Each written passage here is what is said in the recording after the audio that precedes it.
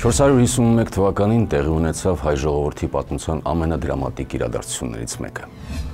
Հայոց հավաքական զորքը զորավար Վարդան Մամիկոնյանի գլխավորությամբ Ավարայրի դաշտում մարտի ելավ Պարսից բանակի դեմ։ Մարտի դաշտում ընկան զորավար Վարդանն ու նրա շատ զինակիցներ, ապացուցելով, որ հայ ժողովուրդը երբեք չի մերվի դավանափոխության և ձուլման քաղաքականության հետ։ Սակայն Ավարայրից հետո Պարսկաստանի վարած կրոնափոխության քաղաքականությունը բնավ չէր մարել։ Պարզապես այժմ գործում էր ավելի նուրբ եղանակներով։ Բռնի հավատափոխության փոխարեն պարսիկները պայմաններ էին ստեղծում, որ հայերը իրենց կամքով ուրանան հայրենի կրոնը և ձուլվեն պարսիկներին, մանավանդ որ մարզպանները այդուհետ պետք է նշանակվեին պարսիկներից։ Այսպես 459 թվականին գահ բարձրացած Պերոզ առաջինը պարսկահեպթաղական նոր պատերազմում անհաջողությունների է մատնվում, իսկ նրա որդին գերեվարվում է։ Այդ իրավիճակից օգտվում են Հայաստանն ու Վիրքը։ Արդեն 482 թվականին ապստամբում են նախ աղվանացիները, ապա վրացիները Վախթանգ Գորգասալ թագավորի գլխավորությամբ։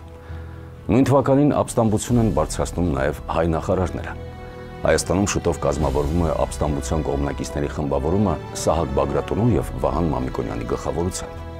Պարսիկ մարզպան Ատրվշնասպը փախչում է Ատրպատակին։ Ապստամբուժերը գրավում են Դվին քաղաքը և այնտեղ կազմավորում նոր կառավարություն, Սահակ Բագրատունուն վերապահելով Հայաստանի մարզպանի պաշտոնը, իսկ Վահան Մամիկոնյանին հայոց պարապետի։ Նրանց է միանում նաև հայոց հայրապետ Հովհաննես Ա. Մանդակոնին։ Շուրջ 7000-անոց զորք հավաքելով Ատրպատականում Ատրվշնասպը կրկին ներխուժում է Հայաստան։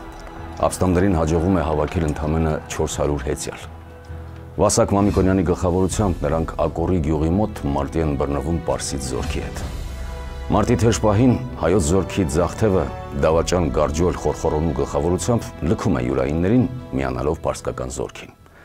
Թվում էր փոքրաթիվ հայոց զորքը այդ պատերազմում դատապարտված է ոչնչացման, բայց տեղի է ունենում անսպասելին։ Պարսիկների զորքը լիովին ջախջախվում է։ Ջախջախված ընկան մարզպան Ատրվշնասպը և այլ մեծամեծեր, ուրացած հայ նախարարներից ոմանք և պարսիկներից շատ ուրիշներ։ Ղազար Փարպեցի պատմություն հայոց։ 483 թվականի գարնանը պարսկական 60,000-անոց զորքը Հեր և Զարևանդ գավառների կողմից կրկին ներխուժում են Հայաստան, որին ընդառաջ է շարժվում Վահան Մամիկոնյանը շուրջ 30-35 հազարանոց զորքով։ Կարծես պատմությունը կրկնվում էր և անխուսափելի էր Ավարայրի ճակատագիրը։ Հայկական բանակը պարսկական բանակին հանդիպում է Ավարայրի ճակատամարտի վայրին մոտ, Արտազ գավառի Ներսեհապատ գյուղի մատույցներում դարձյալ մայիս ամսին։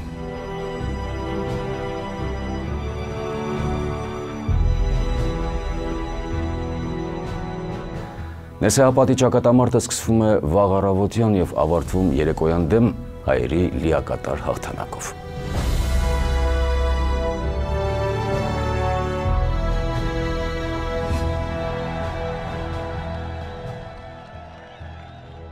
Պարսից զորքերից սպանվածների թիվն ավելի մեծ էր, քան փախչելով փրկվածներինը, քանի որ մեռածների թվի մեջ էին ոչ միայն պատերազմի վայրում ընկածները, այլև շատերը, որոնք վիրավորված էին և մեռան այս ու այնտեղ։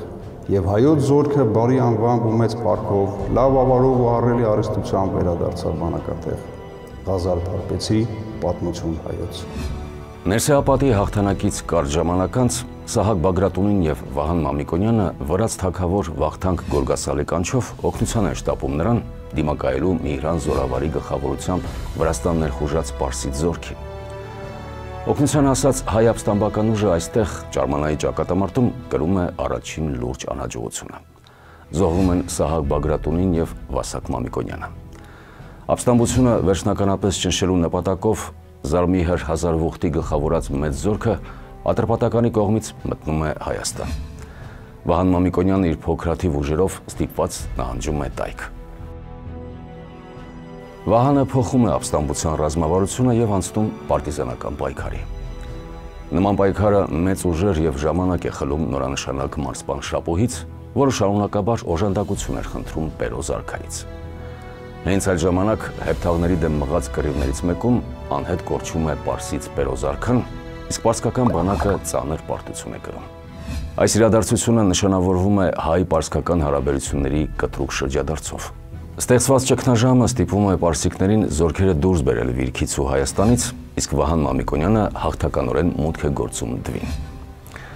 Ֆերոզին հաջորդած արքավաղարշը փորձում է զիջումներով սիրաշահել հայ նախարարներին։ Այդ նպատակով 484 թվականին Հայաստան է ժամանում Պարսից դեսպանությունը։ Ատրպատականի եւ Հայաստանի սահմանագծի մոտ գտնվող Նվարսակ գյուղում 484 թվականին կնքվում է Նվարսակի հաշտության պայմանագիրը։ Համաձայն այդ պայմանագրի առաջին պահպանվում էր հայերի քրիստոնեական դավանանքը, այն այլևս չէր ենթարկվելու ոտնձգությունների եւ մնում էր անձեռնխելի։ Երկրորդ, պահպանվում էր Հայաստանում հաստատված նախարարական կարգը, հարգվում էին ազնվականների իրավունքներն ու արտոնությունները։ Երրորդ, հայ նախարարները ճանաչում էին միայն Պարսից արքայի սուզերեն իշխանությունը։ Այս պայմանները վավերացնելու համար պարսկական կողմը 485 թվականին դիզբոն է կանչում Վահան Մամիկոնյանին, որին նախ ճանաչում է իբրև Հայաստանի սպարապետ ու տանուտեր, իսկ որոշ ժամանակ անց նաև Հայաստանի մարզպան։ Այսպիսով, համառ մարտերի արդյունքում Հայաստանում վերականգնվում են նախարարների նախկին արտոնությունները եւ ապստամբություններից հետո Հայաստանում հաստատված կարգերը։ Փաստորեն Հայաստանը պահպանում էր քաղաքական ներքին ինքնուրույնությունը եւ տնտեսական ու մշակութային զարգացման հնարավորությունները։ Դրանով Հայաստանում ամրագրվում էր այնպիսի մի իրավիճակ, որը հետագայում որոշ ընդհատումներով շարունակվեց մինչև արաբական արշավանքները։